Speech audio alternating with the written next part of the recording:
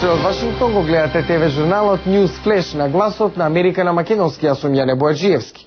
Пенелопи Брукс од Светската банка говори за годишниот извештај Doing Business 2010, во кој Македонија е на третото место по бизнис реформите. На почеток најновите вести. Рускиот премиер Владимир Путин ја поздрави одлуката на американскиот претседател Барак Обама да се откаже од планот за систем на ракетна одбрана во Полска и Чешката република, нарекувајќи ја правилна и храбра. Путин изрази надеж дека ќе уследат нови мерки што ќе ги подобрат меѓусебните односи. Рускиот претседател Димитри Медведев изјави дека се работи за одговорна одлука. Обама во четвртокот објави дека го остава настрана системот што претходната влада го планираше против евентуален ракетен напад од Иран, во полза на, како што рече, нов приод кон одбрана на САД и НАТО сојузниците, што ќе биде посилна, помудра и побрза, и ќе вклучи докажани и економични капацитети. Генералниот секретар на НАТО Андерс Фог Расмусен оцени дека новиот американски план нема да ја ослаби одбраната на кој да е сојузник. Пентагон најави дека новиот систем ќе вклучи сензори и пресретнувачи во Северна и Јужна Европа, како и ракети поставени на бродови. Обама изјави дека промената е резултат на најновата проценка на иранската нуклеарна програма. Американскиот сенатор Џон Мекејн пак смета дека промената е направена врз сериозни погрешни проценки. НАТО предлага ново партнерство и соработка во одбраната со Русија. Генералниот секретар на НАТО Андерс Фог Расмусен повика на заеднички преглед на безбедносните предизвици во 21. век, оценувајќи дека Русија треба да биде вистински чинител и партнер во европска и меѓународна безбедност. Русија, НАТО и Соединетите американски држави треба да размислат за поврзување на системите за ракетна одбрана во соодветно време, смета првиот човек на НАТО. Рускиот представник во НАТО, Димитри Рогозин, ја оцени изјавата како мощна, позитивна и конструктивна. Во американскиот State Department синоќа беше презентиран извештајот на Светската банка Doing Business 2010 за најуспешните реформатори во светот, каде Македонија котира на третото место. Македонија севкупно е рангирана на 32-то вкупно 183 земји, што е 37 места подобро од лани, кога беше на 69-та позиција.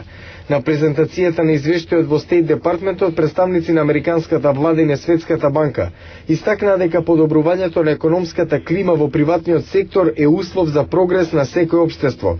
Во тој контекст беше дадена поддршка за агресивната реформска агенда на првите 10 земји, најдобри реформатори во најновиот извештај, меѓу кои Македонија е на третото место. Пенелопи Брук, вршител на должноста подпредседател на одделот за развој на финансискиот и приватен сектор при Светската банка, која само што се вратила од службен пат во Македонија за гласот на Америка на македонски, говори за рейтингот на земјата со оглед на фактот дека за 3 години скокнала вкупно 60 места нагоре на листата на Doing Business. Македонија има направено многу реформи во доменот на регистрирање фирми во земјата. Тоа е резултат на вложениот труд во изминатите години. Подобрени се некои прописи со цел да се олесни бизнис климата, вели Брук. На прашање зошто сепак е ниско нивото на странски инвестиции покрај ваквиот напредок, Брук со објаснување. Нивото на странски инвестиции во Македонија растеше пред кризата, а од тогаш опаѓа.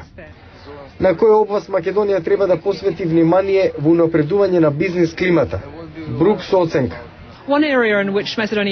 Една област каде Македонија не е толку силна е во дозволите за градба, што многу чинат и потребно е многу време да се добијат. Наоѓањето начини да се намалат застоите и трошоците во оваа област би било од корист за локалните бизниси.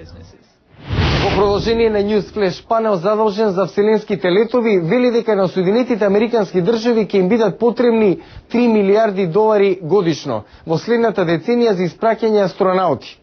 На сведочење во Конгресот, ова тело повика на продолжување на Space Shuttle програмата. По идната година, вселенските летала кои 30 години носат американски астронаути во орбитата, нема повеќе да летаат. Американската влада, притисната од буџетскиот дефицит, планира да ја пензионира програмата за Space Shuttle за околу 2 години. Тогаш привремено ќе запре и човечкото истражување на вселената преку НАСА, а за развој на нов систем ќе биде потребно време. Комисијата за вселенски летови на сведочење во Конгресот предупреди дека ќе бидат потребни најмалку уште 7 години пред Соединетите Американски држави повторно да можат да испратат човек во вселената. Норман Августин е шеф на панелот.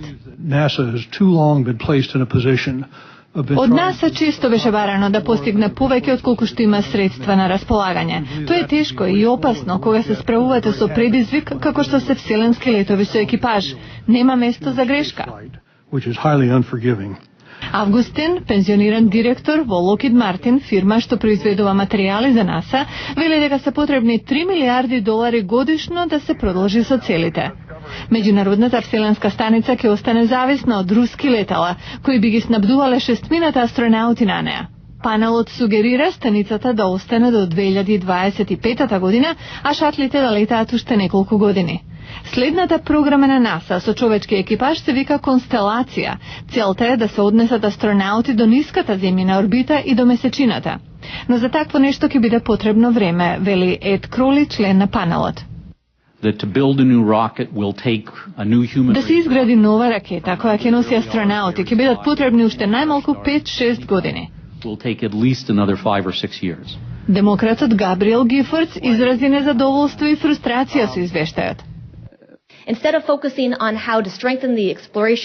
Наместо да се фокусираме на зајакнување на програмата за истражување која ја имаме, ние добиваме преглед на идна програма што чини многу време и многу пари. Норман Августин рече дека друга опција е да се продолжи со постоечката програма, но соодветно да се финансира. Зашто, вели, тоа не е фер спрема астронаутите и спрема државата. Ако тоа не можеме да го сториме, тогаш треба да се откажеме.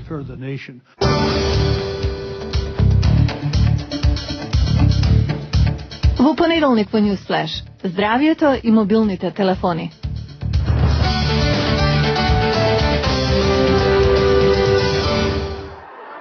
И за крај, во Њујорк поставен нов рекорд, не само светски, туку и сладок. Во неголемата борба со пити од кокосов орев досега учествуваа 271 лица. Според представници на Гинис, биле фрлени околу 1500 пити. Колку завршиле директно в лице, не е познато. Тоа беа вестите за денеска. Јас сум Јане Бојаджиевски од студиото во Вашингтон. Го гледавте ТВ журналот Newsflash на гласот на Америка на македонски. Најнови информации погледнете на нашата веб страница glasnaamerika.com. Пријатна вечер. Се гледаме в понеделник.